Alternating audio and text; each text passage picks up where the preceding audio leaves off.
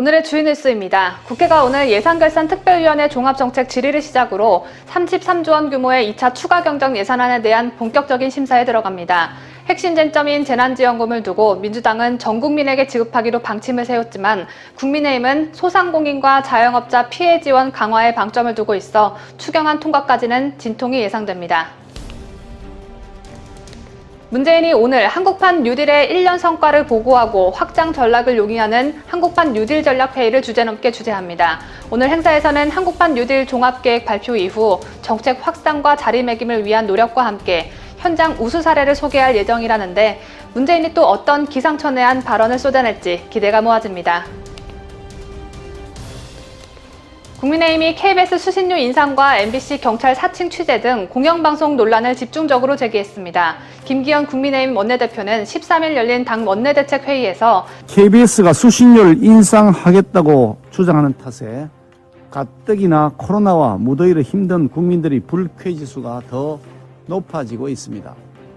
KBS는 2020년 기준 6,800억의 수신료를 거둬들였고 전체 재원 규모에서 수신료가 차지하는 비중이 무려 47.3%에 이릅니다.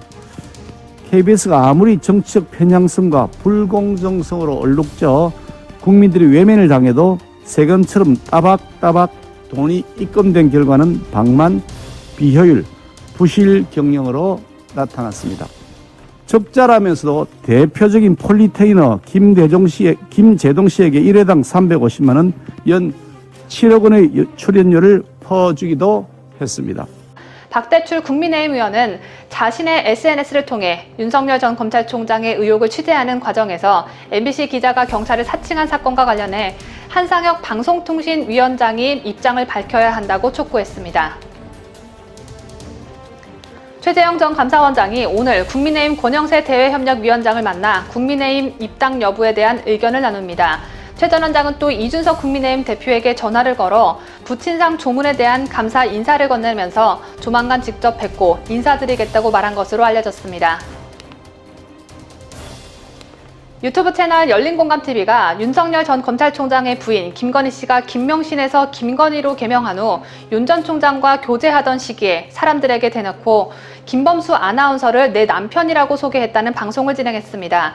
당시 윤 전 총장은 지방에서 근무할 시기여서 서울과 지방을 오가는 시기였는데 김건희 씨에게 윤석열은 숨겨진 남자였고 김범수 전 아나운서는 공개된 남자였던 것 같다고 열린공감TV는 주장했습니다.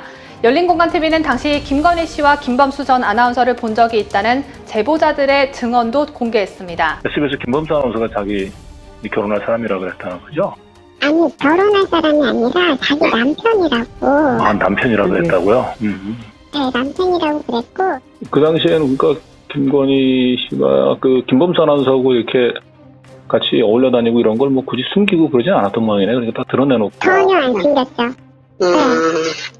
자기 남편이라고 그러고 뭐 김범수 아나운서도 무슨 딱 차려입고 오시고 이렇게 그 시선을 즐기셨던 것 같고 뭐 이렇게 둘이 뭐 직원관계 느낌은 전혀 아니었으니까요. 김건희 씨가 과거 무슨 직업을 가졌든 어떤 남자를 만났든 문제될 게 없지만 양재택에 이어 윤석열까지 2명의 검사들에게 의도적으로 접근하고 아나운서와 검사 두 남자를 동시에 만났다면 도덕적으로 지탄받아 마땅하겠죠. 열린공감TV의 취재 내용이 사실이 아니라면 윤 전 총장은 MBC 취재팀의 경찰 사칭만 고소하지 말고 열린공감TV에 대해서도 즉각 법적인 조치를 취하기 바랍니다. 양양자 더불어민주당 의원이 민주당이 양양자를 제명하기로 결정한 지 하루 만에 13일 자진 탈당했습니다. 양양자의 사촌동생이자 전 특별보좌관은 지역구 사무실 직원을 성폭행한 혐의를 받고 있고 수천만 원에 달하는 정치자금을 유용했다는 의혹도 제기된 상황입니다. 박범계 법무부 장관이 자신의 명예를 훼손했다며 김소연 전 국민의힘 대전 유성을 당협위원장을 상대로 낸 1억 원 손해배상 청구 소송 항소심에서 패소했습니다. 김소연 전 위원장은 과거 지방선거 당시 박범계 측으로부터 금품을 요구받았다고 폭로했는데 2심 재판부는 김수현 전 위원장의 주장은 일부 거짓이 아니거나 또는 거짓이더라도 위법성 없는 의견 개진이라는 원심 판단이 정당하다고 봤습니다. 박범계에게 패소기념 축하 꽃다발이라도 보낼까 했는데 돈 아까워서 보내지 않았습니다. 이상으로 오늘의 주요 뉴스였습니다.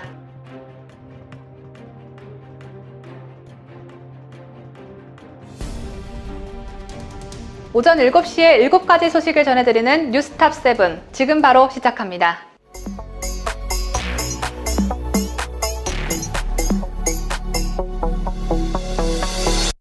코로나 백신 접종 사전 예약이 조기 마감되면서 혼란이 거듭되고 있는 가운데 윤석열 보건복지부 장관 정책보좌관이 언론의 비판을 반박하고 나섰습니다.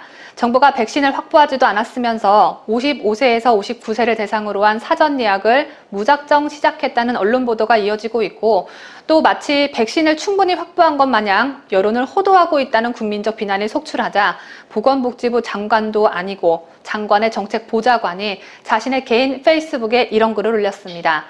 윤석 보좌관은 13일 화이자와 달리 모더나는 매주 도입 물량을 협의한다. 철저하게 안정적으로 접종을 진행하겠다는 뜻이다.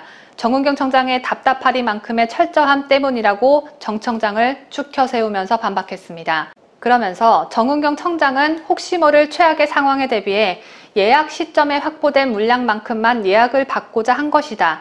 다음 주에 또 물량이 들어오는데도 말이다. 라고 덧붙였습니다.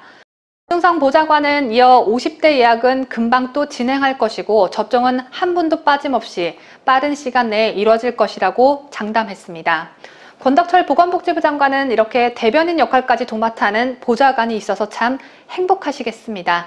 그런데요, 이준석 보좌관의 주장을 반대로 풀어 반박하자면 백신 접종 예약이 예정대로 원활하게 진행된 나라들은 철저하지 못해서 그렇게 수월하게 진행됐나 봅니다. 정은경 질병관리청장의 철저함 때문에 백신 접종 예약이 조기 마감된 것이라면 말입니다.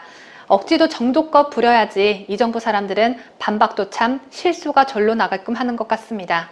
김부겸 총리도 백신 접종 예약에 대한 우려를 불식시키려는 듯 예약이 이번 주 내에 재개될 것으로 보인다고 말했습니다. 재개된다가 아닌 재개될 것으로 보인다. 예측성 발언입니다. 앞서 이준석 보건복지부 장관 정책보좌관이 50대 예약은 금방 또 진행할 것이다 라고 두루뭉실하게 말한 것과 일맥상통한 발언이죠. 결론은 본인들도 백신 예약 재개를 확실하게 장담하지 못하고 있다는 것입니다. 김부겸 국무총리는 13일 채널A에 출연해 50대 후반 예약은 바로 금주 중에라도 할 수 있도록 당겨보겠다고 말했습니다. 해당 연령층 예약이 기간을 채우지 못하고 선착순 마감된 데 대해 김부겸은 물량이 없는 것은 아니고 그분들, 즉 질병관리청은 손에 잡혔을 때만 예약을 받으려 하는 것이라며 오는 30일에 4차분이 도입되는데 품질 검사하고 최종적으로 접종할 수 있는 상태까지 가기에는 시간이 걸리니 그 기간을 생각해 1차 예약을 받고 조금 텀을 두고 2차를 받으려 했다고 한다고 말했습니다. 백신 확보를 충분히 하지 못해 이런 일이 벌어졌다. 이 말 딱 한마디만 하면 될 텐데 설명을 참 거창하고 복잡하게 하는 김부겸입니다. 한편 김부겸은 거리두기 4단계가 2주 안에 끝날 수 있는지를 묻는 질문에 많은 전문가 얘기는 바로 훅 꺾이진 않고 서서히 잡히는 모습이 보일 거고 그 과정에서 백신 접종 속도를 내므로써 이 상황을 안정시켜야 한다고 한다며 즉답을 피했습니다.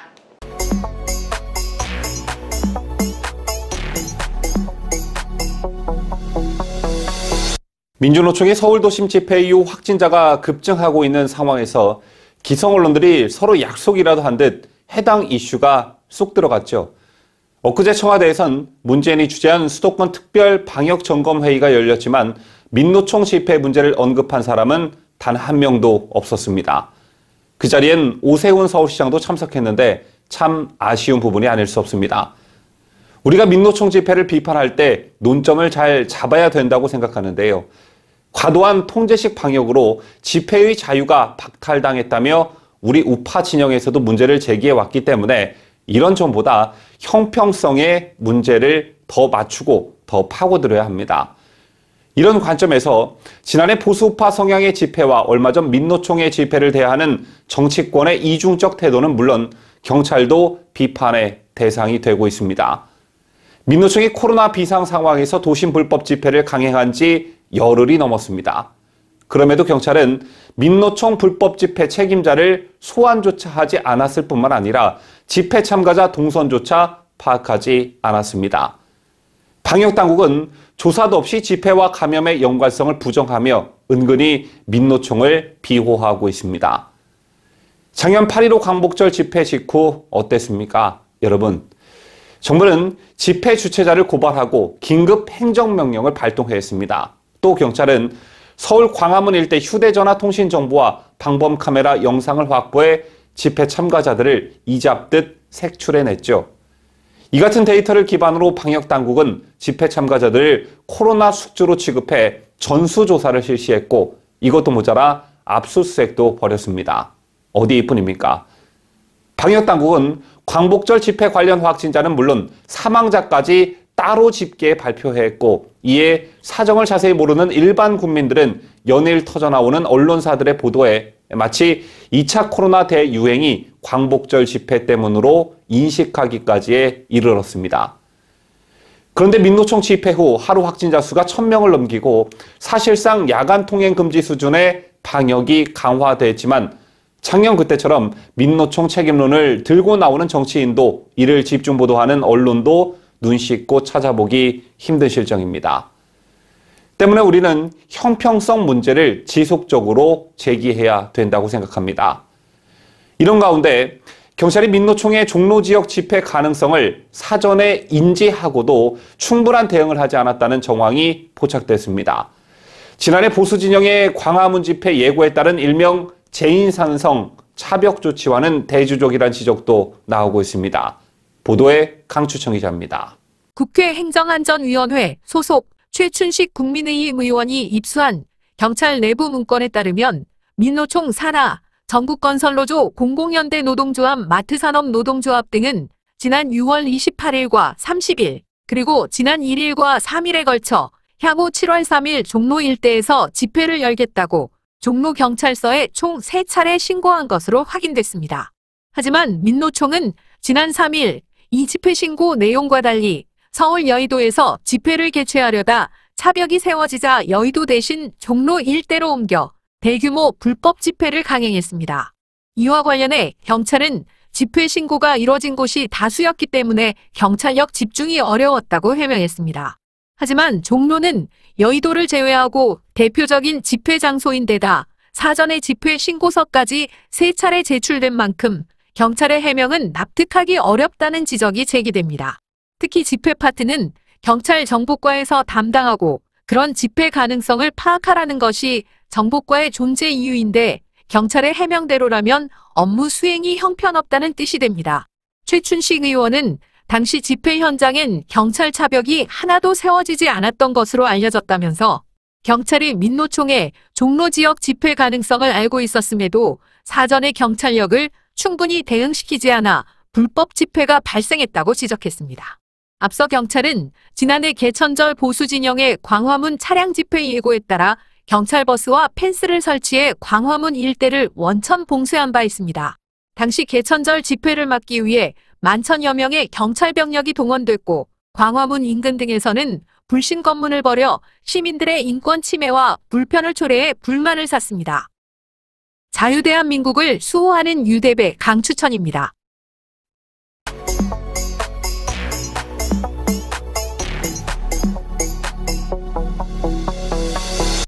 정치백수로 전락할 뻔하다가 청와대의 정무석으로 발탁된 이철희는 내정 직후 4.7 선거에서 드러난 민심을 잘 헤아리고 할 말은 하고 아닌 것에 대해서는 노라고 말할 수 있는 그런 참모, 헌신하는 참모가 되겠다고 각오를 밝힌 바 있습니다. 언론에서도 그가 정무석으로 내정됐다는 소식이 알려진 뒤 정치 활동을 하면서 소신을 강조했던 그였기에 청와대의 긍정적인 변화가 예상된다는 평이 뒤따랐었죠. 하지만 이철희 청와대 정무수석은 얼마 전 이만큼 측근 비리가 없는 정부는 없었다. 그만큼 주변 관리가 잘 되고 부패 스캔들이 없는 정부다라며 문재인 정부를 치켜 세웠습니다. 이 같은 이철희 수석의 달나라 발언은 분명 국민 정서와 괴리된 것이었습니다. 문재인을 제인이 형이라고 불렀다는 유재수 전 부산시 경제부시장은 명백한 뇌물 비리가 적발됐지만 정권 실세들이 모두 나서서 무마해졌고 자리 영정까지 시켰습니다.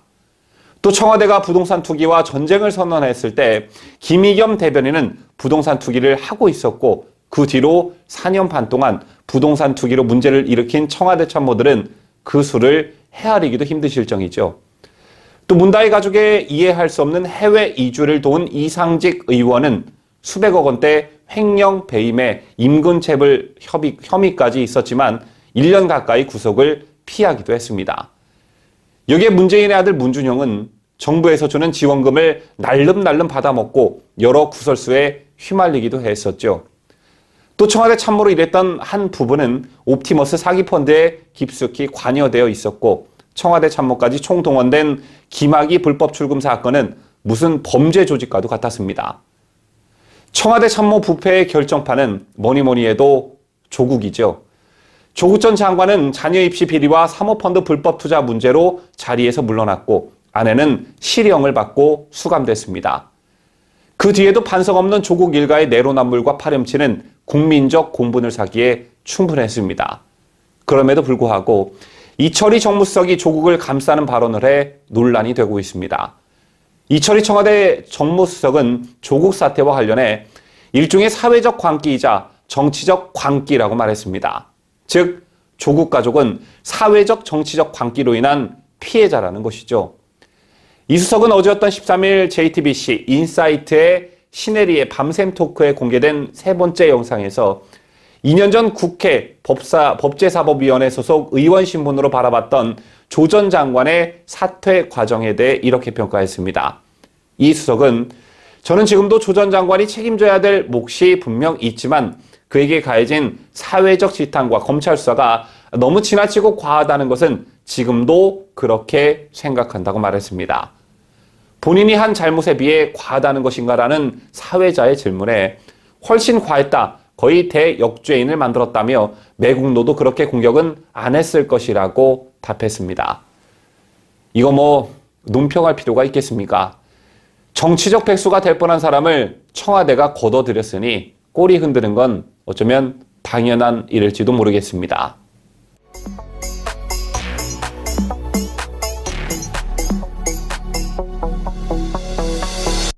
우리는 잔인한 살인을 저지른 인간에 대해 희대의 살인마라고 하죠. 그런데 지금 전해드릴 소식의 주인공에겐 희대의 또라이라는 평가가 쏟아지고 있습니다.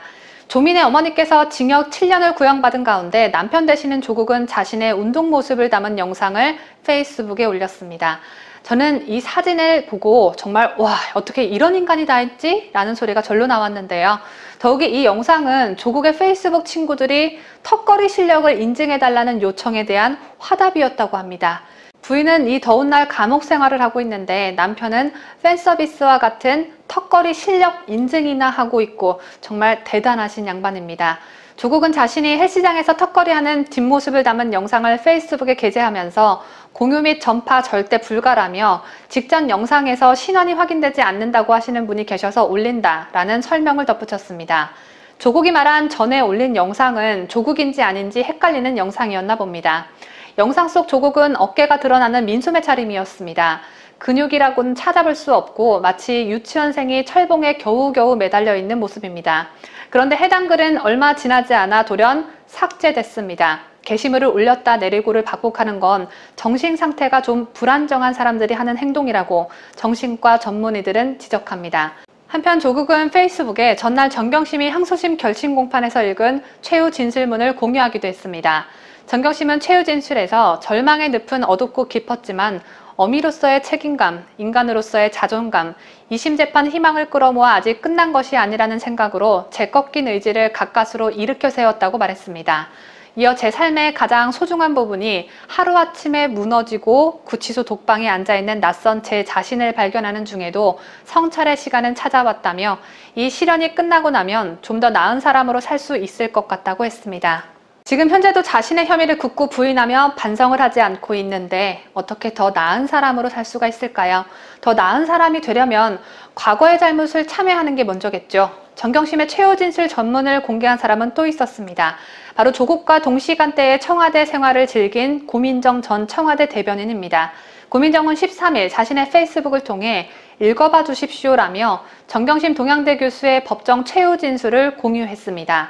읽어보고 뭘 어쩌라는 건지 모르겠습니다.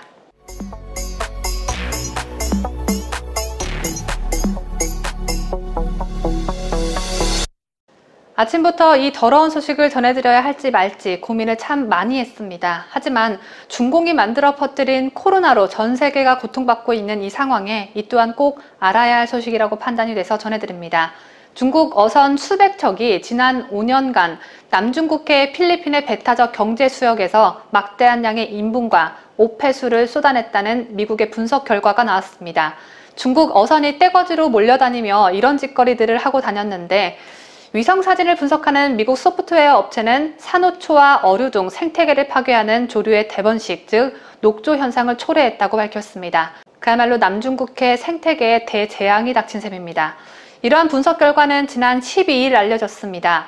그런데 12일은 2016년 7월 국제상설중재재판소 PCA가 남중국해에 위치한 작은 섬들에 대한 필리핀의 배타적 경제 수역을 인정한 지 5년째 되는 날이었습니다. 하지만 중국 공산당은 공산당답게 이를 인정하지 않았고 남중국해의 산호초와 모래톱 등의 군사기지를 건설하고 지들 지역이라는 주장을 펼치고 있습니다.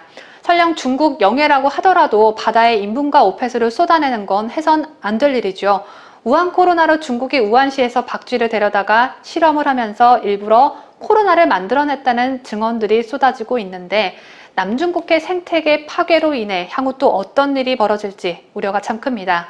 위성사진 분석을 위한 인공지능 개발업체인 미국의 시뮬레리티사 대표인 리즈더는 12일 필리핀 마닐라에서 기자회견을 갖고 지난 5년간의 위성사진을 비교하며 중국 어선들이 때로 정박하며 쏟아내는 오물로 인해 이 지역 생태계가 회복 불능에 가까울 정도로 재앙을 맞고 있다고 경고했습니다. 리즈더 대표는 예를 들어 스플래틀리 군도 안에서 유니언뱅크라고 알려진 고리 모양의 산호초에서만 6월 17일 하루에만 236척이 촬영됐다며 이들 어선이 움직이지 않으면 인분이 바다에 쌓인다. 스플래틀리에 정박하면서 온갖 오폐수와 쓰레기를 산호초로 쏟아낸다고 설명했습니다. 그러나 중국은 이 같은 인분 오폐수 투척에 따른 자연재앙 경고에 대해 별다른 반응을 하지 않았고 지들 땅이라 상관없다는 식의 기존 주장만 되풀이했습니다. 한편 AP통신은 이날 수백 명의 필리핀인들이 마닐라의 중국 영사관 앞에서 국제상설중재재판소의 판정을 무시하는 중국과 친중 노선을 취하며 중국에 대해 국제상설중재재판소의 판정에 승복하라고 요구하지도 않는 로드리고 두테르테 필리핀 대통령을 함께 규탄했다고 전했습니다. 로드리고 두테르테 필리핀 대통령도 문재인 같은 인간인가 봅니다.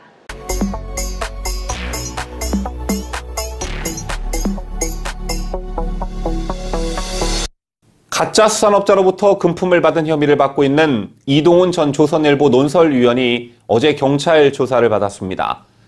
그런데 이 전 위원이 이번 금품 수수 의혹에 대해 여권의 공작서를 제기해 파문이 예상되는데요. 일종의 폭로 성격을 지닌 이 전 논설위원의 발언은 아무도 예상하지 못했던 것이었습니다. 일단 경찰에 출석할 때부터 폭로하기로 마음을 먹고 나간 것인지 아니면 경찰 수사 과정에서 이건 아니다라고 생각해 결심을 한 것인지는 모르겠으나 이 전 위원의 이날 행동에서 뭔가를 작심했구나라는 인상을 받기에 충분했는데요. 이 전 위원은 어제 오전 10시 서울경찰청 강력범죄수사대에 출석해 8시간 동안 조사를 받았습니다. 조사를 마치고 지하주차장에서 차량을 타고 나온 이 전 위원은 작심한 듯 대기 중이던 취재진 앞에 내렸고 작심 발언을 했습니다. 이 전 의원은 여권 정권 사람이라는 사람이 찾아온 적이 있다며 Y를 치고 우리를 도우면 없던 일로 만들어주겠다. 그리고 경찰과도 조율이 됐다는 식으로 얘기했다며 자신은 안 하겠다, 못 하겠다고 했다고 밝혔습니다. 그러자 취재진이 영문 이니셜 Y가 윤석열 전 검찰총장을 의미하냐고 질문했습니다. 하지만 이 전 의원은 차차 말하겠다고만 말하고 누군지 구체적으로는 밝히지 않았습니다. 이후 별도로 낸 입장문에서 자신이 윤 전 총장의 대변인으로 간 뒤 경찰이 이 사건을 부풀리고 확대했다고도 주장했는데 즉, 이 사건에 여권의 정치 세력과 경찰이 연결돼 유기적으로 움직였다는 뜻입니다. 윤석열 전 검찰총장의 대변인을 지낸 조선일보 논설위원 출신 이동훈 위원은 김무성 전 의원의 소개로 가짜 수산업자 김 씨를 알게 된 것으로 전해졌죠. 당초 이 전 의원은 이 수산업자에게 고가의 골프채를 받은 것으로 알려졌는데 이것과 관련해 이 전 의원은 빌린 것이다라고 해명하고 있습니다. 이날 이동훈 전 위원의 폭로와 연관지어 생각해 볼 것이 한 가지 있습니다. 개인적으로 저는 이 전 의원의 폭로가 상당히 신빙성을 가지고 있다고 보는데요. 최초의 가짜 수산업자의 사기 행각과 정관계 로비 의혹이 세상에 알려진 건 경찰에서 수사를 받고 있는 수산업자 김 씨의 입으로부터 나왔습니다. 그 뒤로 김무성, 박지원, 주호영을 비롯한 유력 정치인들과 박영수 특검 그리고 조선일보 앵커 등의 실명 이름이 거론되기 시작했죠. 그때부터 이 사건은 사기에 초점이 맞춰지기보단 로비에 초점이 맞춰지기 시작했습니다. 그런데 검사와 경찰 등에게 금품을 제공했다고 폭로한 가짜 수산업자 김 씨의 변호인이 갑자기 돌연 이번 사건은 로비 게이트가 아니라고 주장하기 시작합니다. 무슨 게이트가 아니라 단순 사기 사건이라는 거죠. 그런데 여기서 주목할 게 자신이 누구누구에게 무엇을 로비했다며 경찰에서 진술을 이어나가던 김 씨가 이게 로비 게이트가 아니다라고 말한 시점이 박영수 특검의 포르쉐 문제가 터졌을 때와 맞물리고 결국 박영수 특검은 사의를 표명했습니다. 그리고 이때부터 언론에선 박지원, 김무성 등의 이름은 쏙 들어가기 시작했고 기사도 점점 사라지게 됩니다. 그렇다면 누군가 나서 일종의 교통정리를 했다는 추측이 가능한데요. 이 같은 맥락에서 보면 이번 사건을 배후에서 조종하는 세력이 있다는 취지의 발언을 한 이 전 위원의 일종의 폭로는 매우 신빙성이 있다고 볼 수 있습니다. 이 전 의원의 말처럼 윤 전 총장이 대변인으로 간 뒤 교묘하게 이 사건이 수면 위로 올라온 것도 우연이라고 볼 수는 없는 일이겠죠. 이동훈 전 논설위원은 차차 추가 입장을 밝히겠다며 추가 폭로를 예고했습니다. 그리고 국민의힘도 검찰과 경찰을 담당하는 국회 법사위와 행안위 차원에서 이 문제를 집중적으로 제기하고 경찰의 수사를 요청할 계획으로 알려졌는데요. 지금까지와 전혀 다른 양상으로 사건이 전개될 것 같습니다.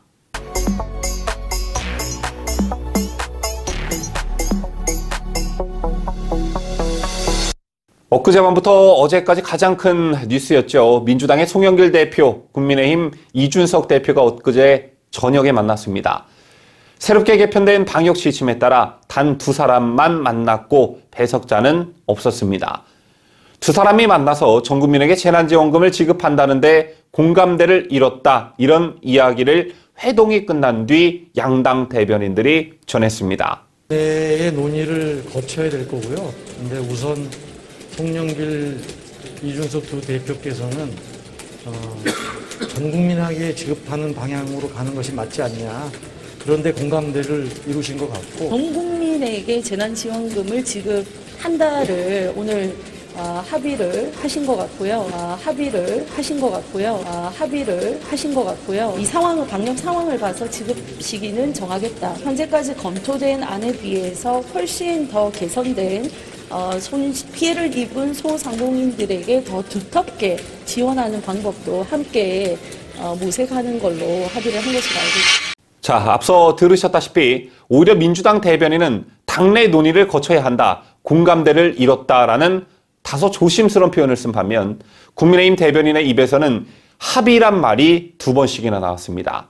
일단 전 국민에게 재난지원금을 지급한다에 대한 합의, 그리고 소상공인들에게 더 두텁게 지원하는 방법을 모색하는 것으로 합의. 그러니까 당연히 기자들은 전 국민 재난지원금 지급 합의 기사를 이렇게 명시하면서 기사를 썼겠죠. 때문에 송영길, 이준석 대표가 만난 직후, 그러니까 엊그제 저녁부터 속보가 쏟아졌습니다. 그러자 국민의힘 내부에서 선별 지급이 당론인데 당대표 마음대로 전 국민 지급으로 합의를 할 수 있느냐는 반발이 터져 나왔습니다. 그러자 이준석 대표가 뒤늦게 해명에 나섰고, 그러자 기다렸다는 듯이 민주당에서 100분 만에 합의를 번복하는 것이 이준석 대표가 얘기하는 새정치냐며 공세가 빗발쳤습니다. 그렇다면 이준석 대표는 왜 그런 짓을 했을까요? 당내 사정을 잘 아는 김병민 전 비대위원의 말 들어보시겠습니다. 말씀 중에 죄송한데 그거는 다 알겠는데 이 대표가 전국민 재난지원금을 합의하고 왔잖아요. 이게 당에서는 지금까지 반대해 왔잖아요. 근데 왜 합의해 온 겁니까? 이준석 대표의 생각을 알 수가 없는 거죠. 알 수 없다? 아니, 얘기를 조금 더 마무리를 짓고요. 잘 손실을 보상해줘야 될 거 아닙니까? 잘 알겠는데 이 대표는 왜 전국민 재난지급에 합의하고 온 겁니까? 그 이제 송영길 대표와 여권의 지도부 일부에서 얘기하고 있는 것이고 거기에 합의했던 내용에 대해서는 알 수가 없습니다. 이준석 대표가 왜 그런 행동을 했는지. 보셨다시피 이준석 대표가 왜 그랬는지, 송영길 대표와 도대체 무슨 얘기를 나눈 건지 알 길이 없습니다. 그렇다면 이준석 대표의 해명은 무엇일까요? 이준석 대표는 논란이 한창이던 어제 SBS 주영진의 뉴스 브리핑과 전화 인터뷰를 가졌는데요. 그 내용을 요약해보면 이렇습니다. 코로나 때문에 송영길 대표와 제가 스피커폰으로 대변인에게 7개 항목을 그냥 단순하게 읽어서 전달하는 상황이었다. 원래는 배석을 했어야 됐는데 그런 상황 속에서 발생할 수 있는 오해가 있었다. 이렇게 말했습니다. 그렇다면 7개 항목은 뭐냐? 이준석 대표의 말에 따르면 이렇습니다. 합의 문구를 송영길 대표와 앉은 자리에서 종이에 적었다. 소상공인에 대한 지원을 현행 안보다, 그러니까 민주당과 정부 안보다 확대한다. 이 내용이 앞에 있고 그 뒤에 코로나 상황에 따라 재난지원금을 80%에서 전 국민 지급 방식으로 하는 것을 검토한다. 이렇게 되어 있다. 이 두 가지는 쌍무적 관계에 있는 것으로 봤다. 그러므로 앞에 있는 소상공인에 대한 지원을 확대한다고 한다면 우리도 80%에서 100%, 그러니까 전 국민 지급으로 전환하는 것을 양해할 수 있다. 이런 입장을 드러냈습니다. 또 김기현 국민의힘 원내대표를 비롯한 원내 지도부와 의견 차이가 있는 것 아니냐는 질문에 이준석 대표는 회동이 끝나고 바로 원내 지도부랑 만나서 이 사안을 이야기하고 여기서 우리 당의 최종 협상안이 뭔지를 도출했다. 그런데 민주당에서는 백분만의 생각이 바뀌었다. 이렇게 얘기를 하고 있다. 이런 취지의 답변을 내놨습니다. 마지막으로 윤희숙 의원 등이 제왕적 대표라며 비난한 것을 두고는 그 정도의 그 자유 또는 그 정도의 공간 없이 앞으로 대표 간에 어떤 회담을 한다든지 한다면 제가 대표가 아니라 그냥 지령을 수행하는 사람이 되는 것인데 그 부분은 공간을 확보해야 한다고 약간의 불쾌감을 표했습니다. 지금까지 여야 대표 회동을 둘러싼 여러 가지 일들을 쭉 정리해 봤는데요. 저는 두 가지 때문에 이런 사태가 벌어졌다고 봅니다. 첫째는 이준석의 자아도취로 인한 거만함 그리고 경험 부족이 이번 해프닝의 원인이라고 할 수 있는데, 원래 합의라는 게 정상 간, 그러니까 나라와 나라의 정상회담에서의 합의도 굉장히 긴 시간과 매우 세밀한 과정을 거칩니다. 그럼에도 불구하고 정상회담이 끝나고 두 정상이 브리핑을 할 때 나는 이런 말을 한 적이 없는데 내가 말한 것과 다른 말을 한다라는 이견이 발생하는 경우가 종종 있죠. 그만큼 합의라는 것은 매우 조심스러울 뿐만 아니라 고난이도의 스킬이 필요한 영역입니다. 그런데 회동이 끝나고 여당 대변인이 아닌 야당 대변인의 입에서 합의했다라는 표현이 2번이나 나왔습니다. 황보승희 대변인이 겁대가리 없이 이준석 대표가 하지도 않은 말을 하진 않았겠죠. 그렇다면 이건 눈구렁이 송영길이 쳐놓은 덫에 경험이 없는 이준석이 말려 들어간 것이고, 내 인기가 지금 얼마나 대단한데 이런 것도 내 마음대로 결단하지 못하냐라는 자아도취에 의한 거만함이 더해진 것입니다. 그렇기 때문에 이준석이 당내 비판에 대해 대표가 아니라 그냥 지령을 수행하는 사람이 되라는 것이냐라는 강한 표현을 쓴 것이겠죠. 이른바 당대표 당선에 의한 컨벤션 효과와 언론과의 허니문 기간은 이제 끝났습니다. 어제 보셨다시피 이준석의 실수에 언론들은 득달같이 달려들어 리더십 부재라느니 한계가 왔다느니 하면서 비판 기사들을 쏟아냈습니다. 또 상대 당이지만 당대표 선거 과정에서 은근히 이준석을 밀었던 민주당도 이준석에 대한 거품이 어느 정도 빠지고 나니까 공격 수위를 한층 더 높이고 있습니다. 여기에 당내에서도 이준석에 대한 공개적 비판이 점점 고개를 들고 있습니다. 또 본격적으로 대선판이 열리고 8월 달에 이준석이 운전하는 버스가 정시에 출발합니다라고 호소하고 있지만 국민의당과 통합은 물론 당의 유력 주자들도 아직까진 국민의힘에 들어갈 생각이 없어 보입니다. 지난 전당대회 과정에서 많은 보수 우파 성향의 국민들이 걱정했던 게 현실이 되어가고 있는 게 아닌가 우려스럽습니다.